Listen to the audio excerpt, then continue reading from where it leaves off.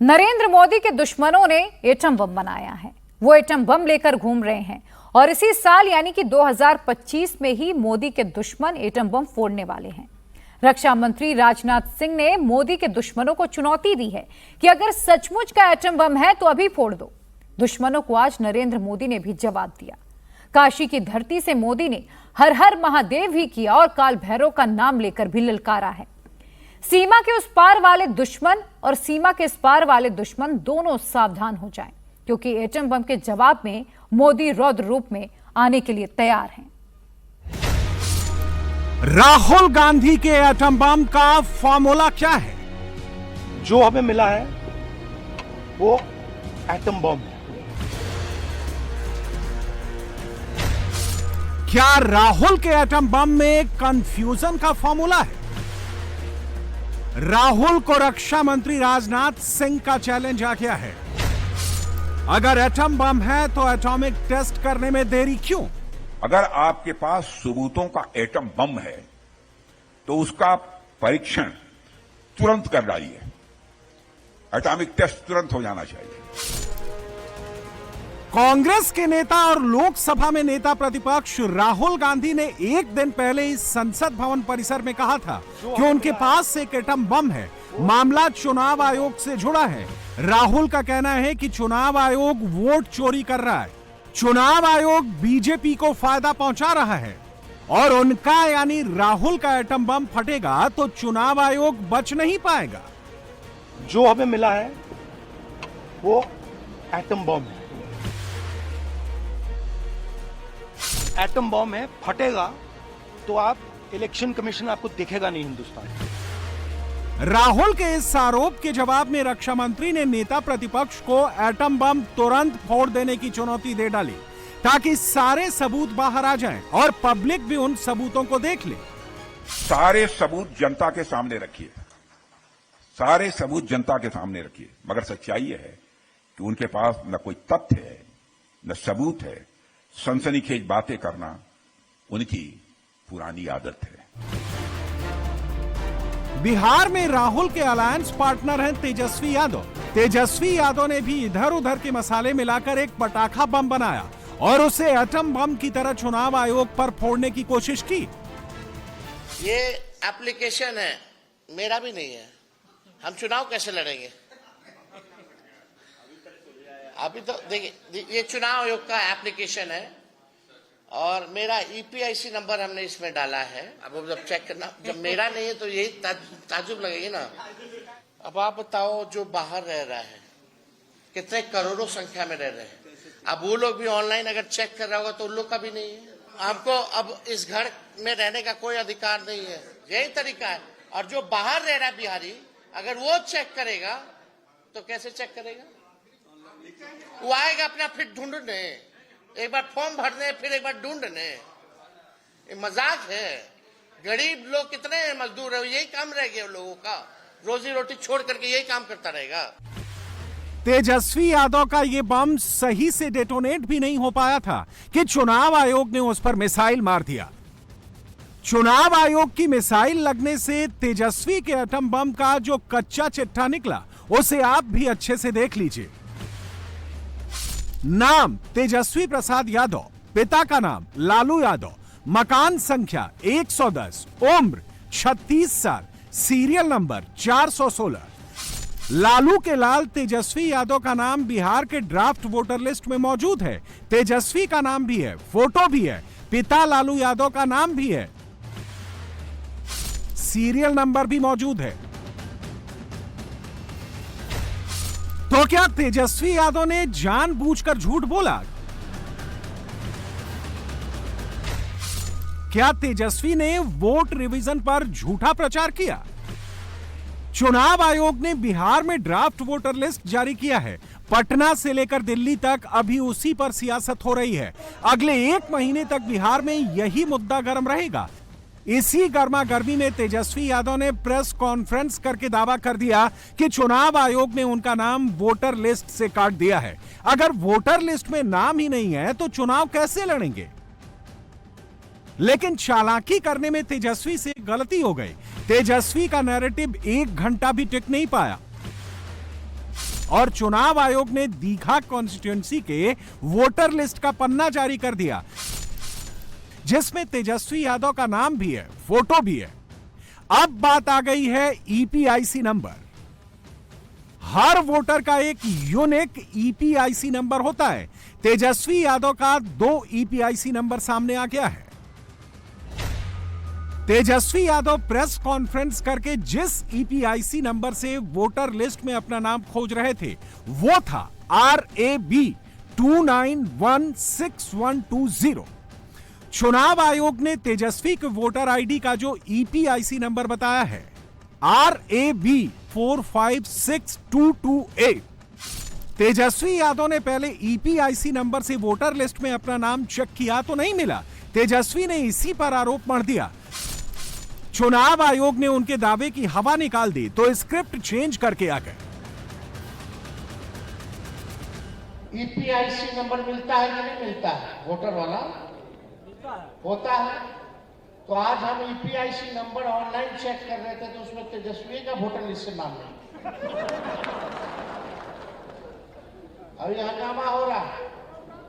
फिर जब हंगामा होने लगा तो चुनाव आयोग कहते नहीं नाम है, लेकिन जो मेरा ईपीआईसी नंबर है वो ईपीआईसी नंबर नहीं है, दूसरा ईपीआईसी नंबर हो गया। ईपीआईसी नंबर बदलता नहीं है। ईपीआईसी नंबर तभी बदलता है जब आप अपना नाम कटवा करके दूसरे राज्य में अगर जुड़वाइएगा अपना नाम वोटर लिस्ट में, तब जाकर के ईपीआईसी नंबर जो है बदलता है। तो आज सवाल खड़ा हो गया कि हमारे साथ जब ऐसा हो सकता है, आईएएस अफसर लोग का भी नाम कट गया, उनकी बीवी का भी नाम कट गया। अब तेजस्वी की बातों में कुछ दम तो लगता है। आरजेडी को सपोर्ट करने वाला पिछड़ा, यादव और मुसलमान वोटर उनकी बातों पर यकीन भी कर लेंगे। वो चुनाव आयोग को गलत मान लेंगे। लेकिन यहां एक पेंच है, तेजस्वी ने उसे छिपा लिया और चुनाव आयोग ने बता दिया। सच्चाई यह है कि तेजस्वी का यह दूसरा ईपीआईसी नंबर RAB 056228 अभी का नहीं है। 5 साल पहले भी यही ईपीआईसी नंबर था और तेजस्वी यादव ने 2020 के बिहार चुनाव में जब पर्चा भरा था तब उसमें भी यही वाला ईपीआईसी नंबर भरा था, यानी RAB 04562228। एफिडेविट के सीरियल नंबर 511 पर यह ईपीसी नंबर कोई भी देख सकता है। उनके द्वारा अफिडेविट में 2020 के इलेक्शन में उनके द्वारा जो नॉमिनेशन के दौरान अफिडेविट फाइल होता है उसमें यही नंबर उन्होंने दिया है। जो डॉक्यूमेंट्स दिया उसमें यही नंबर है जो हम बता रहे हैं। अब और कोई एपिक कार्ड वो अगर दिखा रहे हैं तो उसको देखना पड़ेगा। वो 2020 में उनके द्वारा दिया गया एपिक कार्ड के आधार पर ही उन्होंने नॉमिनेशन भी किया है और अभी भी वही एग्जिस्ट कर रहा है, उसमें कहीं कोई चेंज नहीं है। इस तरह एक ही दिन में 2 एटम बम डिफ्यूज हो गए। राजनाथ सिंह ने राहुल गांधी का एटम बम डिफ्यूज किया और चुनाव आयोग के अधिकारियों ने वो कंफ्यूजन क्लियर कर दिया जिसे तेजस्वी यादव फैला रहे थे। क्या चाहते हैं तेजस्वी यादव, राहुल गांधी? लगभग 20 लाख लोग की मृत्यु हो गई है तो मरे हुए लोग वोटर बने। 30 लाख लोग बाहर चले गए हैं तो वो बने वोटर। 7 लाख लोग का नाम 2 जगह पर है जो नहीं हो सकता तो वो बने वोटर। लड़ना है तो हिम्मत से मैदान में आइए, लेकिन इन लोगों का पूरा काम बस यही है, छलावा, बूथ लूटना और अनियमितता करना। कौन मना कर रहा है? वो छोड़े ना। राहुल गांधी तो कुछ विदेश में जाकर के कुछ यहाँ रह करके कुछ ऐसी ऐसी बातें बोलते हैं जिसकी चर्चा हम नहीं करना चाहते हैं। आप लोग बोलते हैं, दुनिया लोग बोलते हैं कि वैसा आदमी तो बच्चा आदमी भी नहीं बोल सकता है, अपरिपक्व आदमी भी नहीं बोल सकता है, जैसी बात राहुल गांधी बोलते हैं। तो ये भी बोलते होंगे, छोड़े ना बम्मा, कौन उनको मना कर रहा है? जैसा पिता वैसा पुत्र। झूठ बोलने का सबसे बड़ा ठेकेदारी लिए हुए ये लोग हैं। एक तरफ संविधान के किताब लेके चलेंगे, दूसरे तरफ संविधान का कसम खाएंगे और तीसरे तरफ संवैधानिक संस्था को अपमानित करेंगे, उसके बारे में झूठ और भ्रम का वातावरण बनाएंगे। धिक्कार है संवैधानिक पद पर बैठा हुआ व्यक्ति को कि संवैधानिक संस्था का अपमान कर रहा है, संवैधानिक संस्था के बारे में झूठ बोलकर जनता के बीच भ्रम फैला रहा है। ऐसे लोग पर कार्रवाई होनी चाहिए। इतनी स्वतंत्रता कतई उचित नहीं है। राहुल का एटम बम, तेजस्वी का कंफ्यूजन बम।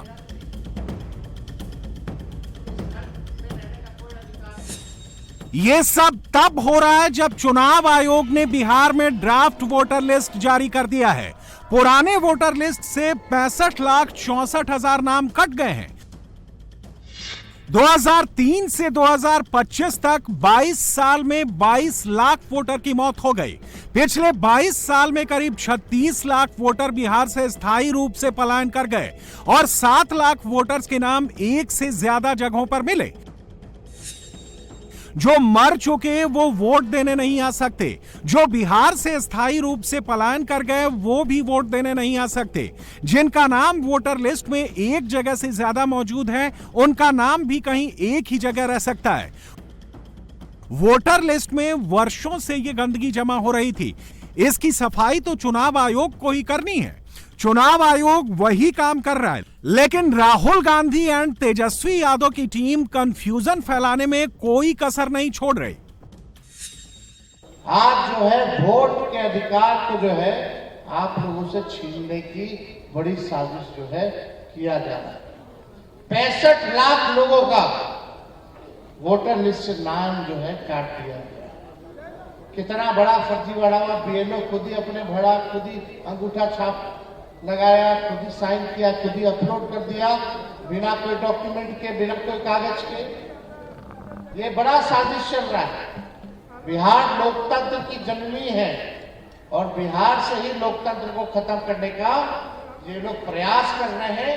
यानी अभी आपका वोटर लिस्ट से नाम कट जाएगा तो ना आपको राशन मिलेगा, ना आपको पेंशन मिलेगा, ना कोई आपको सरकारी सुविधा मिलेगी और आप इस देश के नागरिक नहीं कहलाइएगा। और जब नागरिक नहीं रहिएगा तो आपकी जो संपत्ति है वो लेकर के ये लोग अमीरों को, पूंजीपतियों को देने का काम करेंगे। बिहार में एक और कंफ्यूजन ये फैलाया गया कि जेडीयू बीजेपी की सरकार ने मुसलमानों और यादवों के वोट ज्यादा कटवाए हैं जिससे चुनाव जीतने में आसानी हो। चलिए रियल नंबर से इसका टेस्ट करते हैं। पहले रीजन वाइज वोट घटने का नंबर देखिए। सीमांचल बिहार का सबसे ज्यादा मुस्लिम बहुल इलाका है, वहां 9.8% वोटर कटे।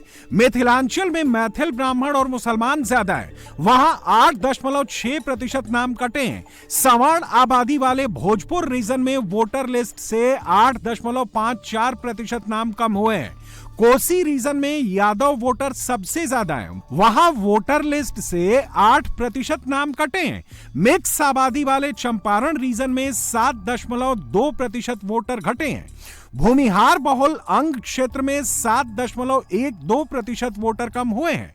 मगध रीजन पिछड़ी आबादी से भरा हुआ है। कुर्मी और कुशवाहा का सेंटर मगध है, यहां 6.98% वोट कम हुए हैं। सीमांचल के 4 जिलों किशनगंज, कटिहार, अररिया और पूर्णिया में कुल मिलाकर 7,61,914 वोटर घट गए। पहले यहां 78,11,890 वोटर थे, अब 70,49,996 वोटर बचे हैं। मुस्लिम बहुल सीमांचल में सबसे ज्यादा 9.8% वोट कटने का यह नंबर राहुल तेजस्वी के नैरेटिव के लिए फिट बैठता है। 65,64,000 वोट को बिहार की 243 विधानसभा सीटों में बराबर बांट दें तो हर सीट पर औसत रूप से 27,000 नाम कटने चाहिए, लेकिन हर सीट पर इतने ही नंबर नहीं घटे हैं। कहीं वोट ज्यादा कटे हैं, कहीं कम घटे हैं। विधानसभा सीट वाइज देखते हैं। मुस्लिम बहुल किशनगंज में 49,340 वोटर के नाम कटे हैं। 2020 में यह सीट कांग्रेस जीती थी। बहादुरगंज में 36,574 नाम कटे हैं। 2020 में यहां ओवैसी की पार्टी जीती थी। कोचा धामन में 30,722 वोटर के फॉर्म नहीं आए, यह सीट भी ओवैसी की पार्टी ने जीती थी। ठाकुरगंज में 29,277 वोटर घट गए हैं। 2020 में यह सीट आरजेडी ने जीती थी। क्या यही चीज दूसरे जिलों में भी लागू होती है? मधेपुरा में विधानसभा की 4 सीटें हैं। 2020 में 2 सीटें जेडीयू और 2 सीटें आरजेडी ने जीती थीं। जेडीयू की आलमनगर सीट पर 32,657 नाम कटे हैं। आरजेडी की मधेपुरा में 23,175 नाम घटे हैं। जेडीयू की बिहारीगंज में 21,424 वोटर कम हुए हैं और आरजेडी की सिंहेश्वर सीट पर 20,820 मतदाताओं के नाम हटाए गए हैं। नाम हर सीट पर कटे हैं, वोटर हर सीट पर घटे हैं, लेकिन अब भी वही घिसे पिटे पुराने दावे किए जा रहे हैं। 16 साल में डबल इंजन की सरकार थी तो इनको पता नहीं चला। 6 महीना पहले की 22 लाख लोग मर गए, 35 लाख लोग मिसिंग हैं, 8 लाख लोग डबल नाम गए। तो अरे भैया, तो सबसे पहले यदि फर्जी वोटर है तो सबसे पहले तो फर्जी प्रधानमंत्री और हम लोग हैं इस देश में, हम लोग को रिजाइन कर देना चाहिए। फर्जी वोटर पर ही हम लोग देश में चुनाव लड़े ना भाई, तो सबसे पहले पीएम को रिजाइन करना चाहिए और हम लोगों को, और फिर से लोकसभा का चुनाव पहले कराइए। पूर्वी चंपारण जिले में 12 सीटें हैं। 2020 के चुनाव में 9 सीटें एनडीए ने जीती थीं, जिसमें से 8 सीटों पर बीजेपी और 1 सीट पर जेडीयू को जीत मिली थी। 3 सीटें आरजेडी ने जीती थीं। अगर राहुल और तेजस्वी के दावे से चलें तो बीजेपी जेडीयू की सीटों पर वोटर घटने ही नहीं चाहिए, लेकिन वोटर लिस्ट से यहां भी नाम कटे हैं। मोतिहारी में सबसे ज्यादा 54,420 वोटर कम हुए हैं। यह सीट बीजेपी के पास है। बीजेपी की ही पिपरा विधानसभा क्षेत्र में 35,058 वोटर घट गए हैं। बीजेपी की जीती हुई ढाका विधानसभा सीट पर 17,631 वोटर कम हुए हैं। बीजेपी की चिरैया सीट पर 28,637 मतदाता कम हो गए हैं। केसरिया सीट पर जेडीयू के पास यहां 25,186 वोटर के नाम कट गए। सुगौली सीट आरजेडी के पास है, यहां 19,985 वोटर के नाम उड़ गए हैं। हर सिद्धि सीट बीजेपी के पास है, यहां 17,336 वोटर कम हुए हैं। कल्याणपुर आरजेडी के पास है, यहां से 22,410 वोटर के नाम लिस्ट से कट गए हैं। बीजेपी की मधुबन सीट पर 22,999 वोटर कम हुए हैं। आरजेडी की नरकटिया सीट पर 23,039 वोटर घटे हैं। बीजेपी की गोविंदगंज में 28,559 वोटर कम हो गए हैं। बीजेपी की रक्सौल सीट पर 21,493 वोटर घटे। वोट कटने और वोटर घटने का यह डेटा देखकर तो लगता है कि चुनाव आयोग की एक्सरसाइज में सभी क्षेत्रों में सभी सीटों पर वोट कम हुए हैं। यानी मोटे तौर पर राहुल तेजस्वी के आरोप चुनाव आयोग के डेटा से मैच नहीं खाते। चलिए बिहार के एक और जिले का सैंपल देख लेते हैं। गोपालगंज जिला 6 विधानसभा सीटें, 2 बीजेपी के पास, 2 जेडीयू के पास और 2 आरजेडी के पास। बीजेपी की जीती हुई सीट गोपालगंज में सबसे ज्यादा 66,042 वोटर घट गए हैं। बीजेपी की ही बरौली सीट पर 47,228 वोटर कम हो गए हैं। आरजेडी की जीती हुई बैकुंठपुर सीट पर 45,628 वोटर कम हुए हैं। आरजेडी की हथुआ सीट पर 45,945 वोटर कम हुए हैं। कोचायकोट सीट जेडीयू के पास है, यहां 59,938 वोटर के नाम कटे हैं। जेडीयू की ही भोरे रिजर्व सीट पर 45,080 मतदाताओं के नाम कटे हैं। यानी सीट देखकर, इलाका देखकर, जाति देखकर वोट काटने के आरोप में अभी कोई दम नहीं दिखता है। अगर कुछ नाम गलत ढंग से काटे भी गए हैं तो नाम जुड़वाने के लिए पूरे 1 महीने का वक्त मिला है। माननीय प्रधानमंत्री जी, राहुल की एटम बम वाली धमकी के बीच ही नरेंद्र मोदी अपने चुनाव क्षेत्र बनारस पहुंचे। बनारस पूर्वांचल का सेंटर है, यहां से बिहार का बॉर्डर करीब है। बनारस में जो होता है उसका असर बिहार पर भी पड़ता है।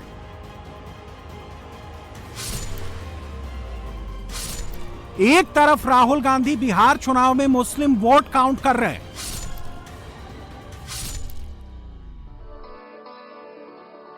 दूसरी तरफ नरेंद्र मोदी बनारस के रास्ते हिंदू वोट मजबूत कर रहे हैं।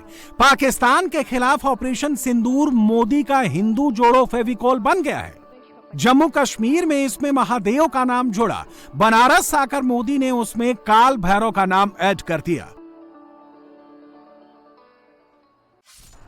शिव का एक रूप तो कल्याण है, शिव का दूसरा रूप है रुद्र रूप। सामने जब आतंक और अन्याय होता है तब हमारे महादेव रुद्र रूप धारण करते हैं। ऑपरेशन सिंदूर के दौरान दुनिया ने भारत का यही रूप देखा है। भारत पर जो वार करेगा वो पाताल में भी नहीं बचेगा। मोदी के विरोधी जहां सोचना बंद कर देते हैं, वहां से नरेंद्र मोदी सोचना शुरू करते हैं। पाताल लोक इसका एग्जाम्पल है।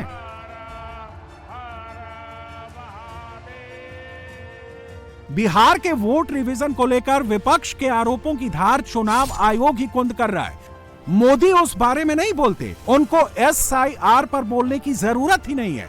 मामला सुप्रीम कोर्ट में है और कोर्ट ने वोट रिवीजन पर कोई रोक नहीं लगाई है। नरेंद्र मोदी तो आगे की बात कर रहे हैं। बिहार चुनाव में 80% से अधिक हिंदू वोटर को जो चीजें मैटर करती हैं, नरेंद्र मोदी वो बात कर रहे हैं। दुर्भाग्य से ऑपरेशन सिंदूर की सफलता पर हमारे देश के कुछ लोगों को भी पेट में दर्द हो रहा है। ये कांग्रेस पार्टी और उनके चेले चपाटे, उनके दोस्त इस बात को पचा नहीं पा रहे कि भारत ने पाकिस्तान के आतंकी ठिकानों को तबाह कर दिया। आपने वो तस्वीरें देखी होगी, कैसे हमारे ड्रोन्स, हमारे मिसाइल्स ने सटीक वार करके आतंक के हेडक्वार्टर्स को खंडहर बना दिया। पाकिस्तान के कई सारे एयरबेस तो आज भी ICU में पड़े हैं। पाकिस्तान दुखी है, ये तो सब कोई समझ सकता है, लेकिन पाकिस्तान का ये दुख कांग्रेस और सपा से सहन नहीं हो पा रहा। उधर आतंक का आकार होता है, इधर कांग्रेस सपा वाले आतंकियों की हालत को देखकर रोते हैं। कांग्रेस हमारी सेनाओं के पराक्रम का लगातार अपमान कर रही है। अगस्त का ये महीना बिहार चुनाव के लिए बहुत मायने रखता है। अगस्त के इस महीने में बिहार चुनाव का मैदान सेट होगा। इसी महीने सीटों का बंटवारा होगा। कौन कहां लड़ेगा, कौन किससे भिड़ेगा, सब कुछ अगस्त में ही तय होगा। मोदी ने उधर सोचना शुरू कर दिया है।